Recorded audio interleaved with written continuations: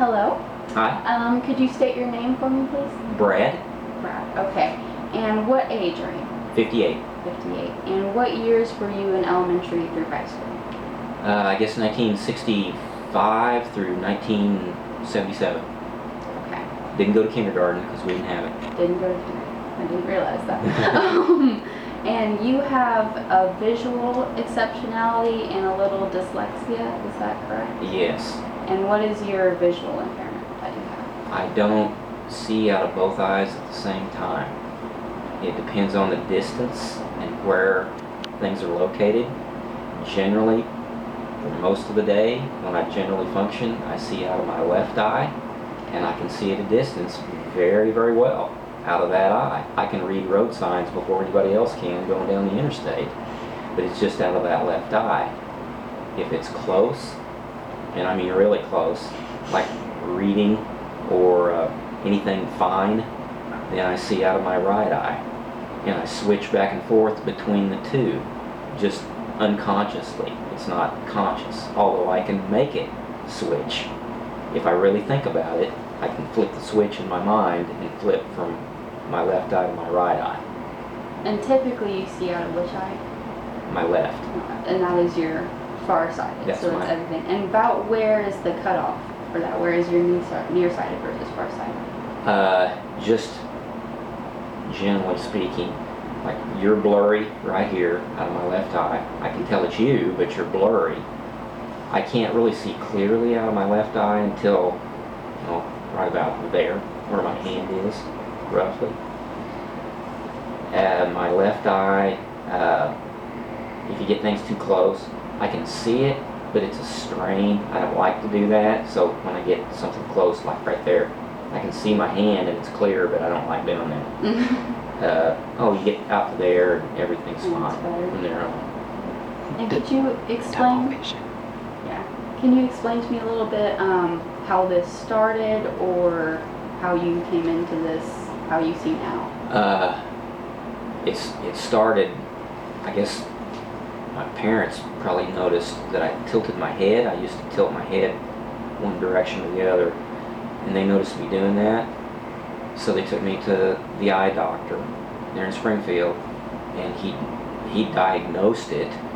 I'm sure Mom and Dad could tell things I couldn't do. I think I would make missteps, maybe trip on a stair, going downstairs or steps. Maybe not being able to catch a ball when I was a little kid because I didn't have that depth perception. I didn't realize what I had because I've always been that way. So it really is, didn't know it until I was an adult where I could kind of really see, yeah, maybe I do have some problems here. And this started out as more of a double vision kind of thing, is that true? And then your brain rewired itself a bit? I guess so. That's what the doctor told me. He told Mom and Dad at least. I'm sure you don't remember, but... I remember going to the doctor and doing the tests, flipping the little glasses and all that, but he told me when I was a kid that I was lucky that I didn't have double vision, that I guess my brain had compensated for it inside and interpreted those signals correctly, so I didn't have one for one vision and one for the other instead of double everything. Instead of double. Yeah. That's the way I understand it. And you did have a little surgery to help with a lazy eye? Yeah. Is that how you describe it? Yeah. My left eye would drift, kind of go up, especially if I was tired. Not just day to day, it didn't really do that, but in certain situations it would. So I had a muscle surgery on the right eye, not the left eye, even though the left eye is the one that drifted, to pull that back in line so it didn't drift like that. And I think that was 1970 maybe when I had that surgery. It's probably 10 or 11, 12. Really? I think that's right. And it worked, it corrected it. It didn't really do anything for my vision because there's not anything you can do for the vision. It's the way the circuit board is hooked up in there in my head. There's a mess up in the switches somewhere. Oh, nice. So let's get into the questions. All right. If you had had access to more resources in school, do you think it would have affected how you learned or completed your work? For example, having large print books or lines for reading and writing. When I was a kid in school, all the way up through high school even, no, I don't think I would have wanted that at all. I would much prefer, and my mom and dad were this way too, much preferred to have just gone about my life as if I didn't have a problem and just compensate for it and deal with it on my own instead of having some sort of help there at school.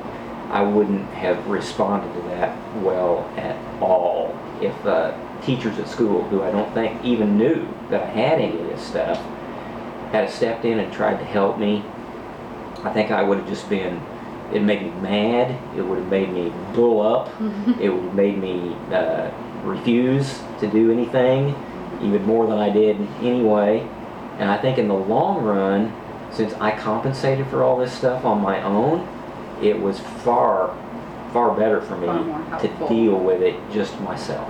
So you'd prefer to struggle with it and figure out how to help it on your own than have it handed to you by a teacher or a professional? Yeah, I would have. That would have been highly offensive for a professional to have helped me. Now, if my doctor could have done something if there was a surgery, let's say, that they could have done to corrected it. Well, I really liked my doctor when I was 7 or 8 or 9 years old, and I trusted him, so that would have been okay. But a teacher at school, that would not have been okay.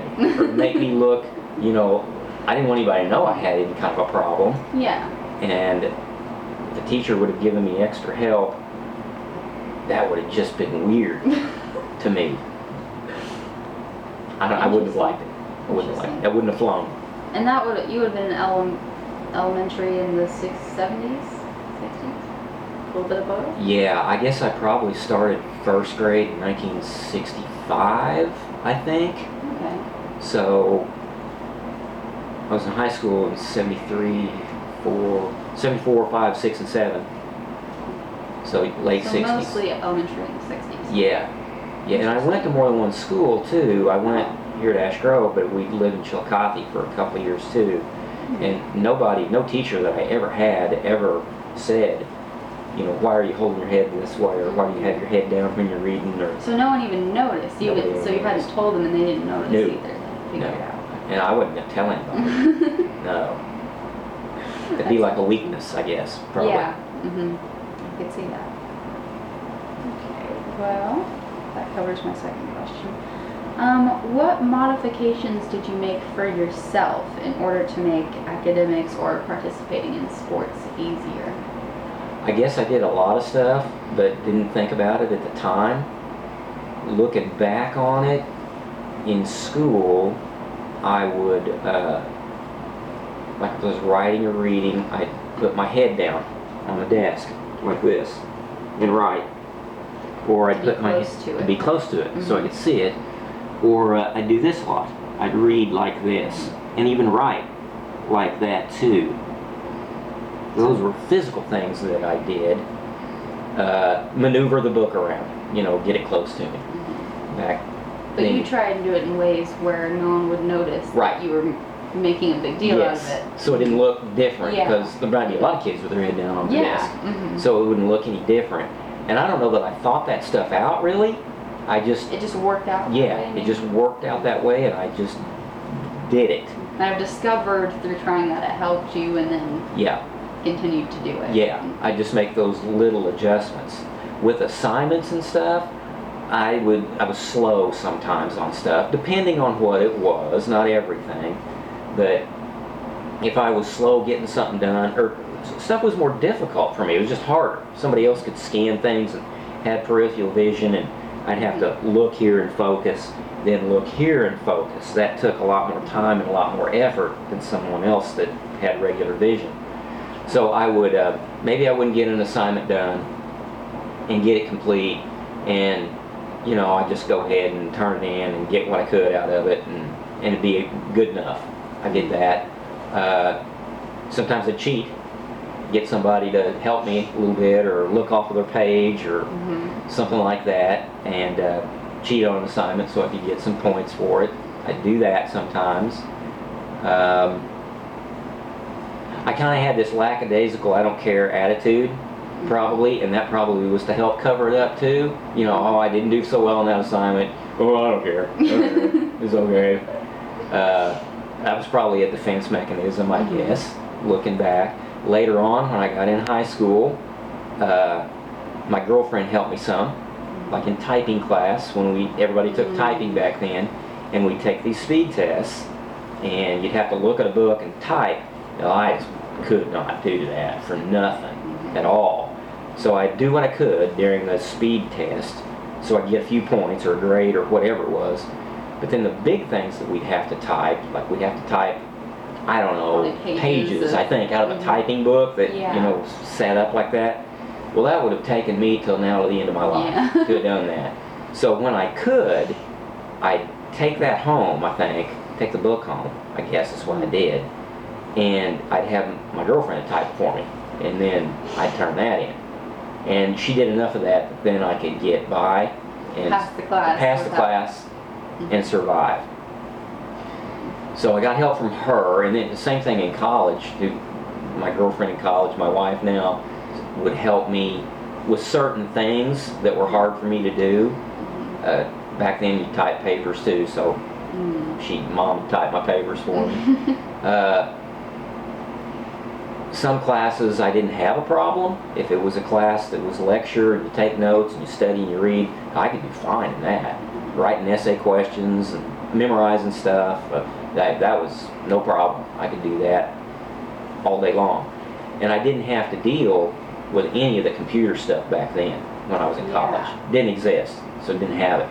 The only thing I had to deal with was maybe something in science, like a lab test with a microscope, which just blew me away because I couldn't see. The microscopes you really can't use, but you can't use them at all. Not really. So like when you put your eye up to one, you don't see anything? I see half of it, I guess. Half of it. I suppose that's what I see. Yeah, you're assuming. So I can look at one side, and this side will be blurry, so I can't really see anything because it's blurry. That's my eye, I can't see distance from. And then I can switch to this side, and that might be clear, and I can see that, but I'm only seeing half of what's in the microscope. Yeah. So in a lab test, when we'd go around and identify stuff in a microscope, I was pretty well in trouble on that. I couldn't. But you kept it a secret, so you would just do as well as you could on the other things, and then not do well on the labs. Yeah, right. Exactly. So like I was a phys ed major in college, so I took a lot of science classes, but like biology, I think, that I had to take. I had trouble with those labs, and I didn't do good on that. But in the classes where, you know, you took notes on, you know, whatever, Parkinson's disease and how it affects the body, well, I could just rip that stuff to pieces. I could take the notes, I could read it, study it, take the test, write the essay questions and whatever, do real well on that, and then compensate for what I didn't do well on in the lab. And I wasn't about to, even in college, go to my professor and tell him I got this eye problem, make some sort of special thing for me. I wouldn't have done that now. I wouldn't have done that in a million years. I guess that's a compensation I'd get by doing better on something else.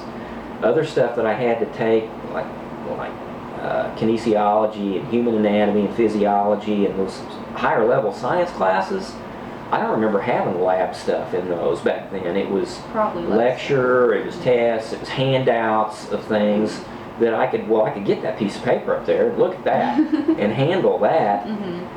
So the lab stuff really wasn't an issue.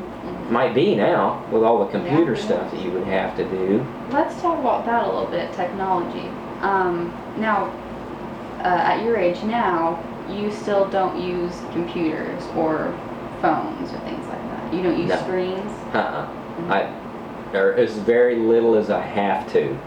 I've been a teacher and a coach my entire adult life, and the first many years that I taught, it really wasn't an issue because computers really schools didn't have them, so we didn't use them. It hadn't been until the last since I'm in small rural schools, it hadn't been until the last 10 or 12 years maybe that we've kind of used computers some, and it's been an issue. But prior to that, it wasn't a worry. But now I do a little bit, like take and roll on it, looking a few things up. I never email anybody or anything like that. I can read an email and pull that up and read it. But anything looking on a screen is a strain for me. Mm-hmm. It's not like a book or a written page where I can get that, that's fine, no problem. But there's something about that lit background and the distance of the computer screen that You guys causes don't me some work problems. together, Yes, so yes. So at it's school, I set my computer up on I got two big phone books that I set that computer on so I can get to it, so I can type in whatever I need to type in, my password, and I'll get real close to it so I can see it, and then I can take roll or do whatever I need to do. And then the things that I can't do, since where I teach, my wife teaches with me and she's right next door, if there's something that needs to be done that I can't do, then she'll just do it for me and I'll get by. And once in a while I have kids say something to me in class, you know, how come your face is so close to the screen, and I teach junior high, so it's a feather in your cap. The bigger smart ass you can be, the better off you are. And I just say something to them like, well, why don't you mind your own business before I come over there and beat it out of you or something, you know. And, And you've just let had it other go. experiences with your students, correct? About if you're looking at them, maybe they don't understand where you're looking. Once in a while, yeah, I don't know that I'm doing it, but when I look out over the class and finding things is kind of, I'm slow at it because I have to focus to find even a kid in the classroom. Take me a second sometimes unless I know right where they are. So when I do that, I guess sometimes my eyes don't look exactly right. They Yeah, look a little, they don't quite follow I what you're guess. I'm not sure what I look like. But there's something that they pick up on. Not all, usually they're too afraid to ask.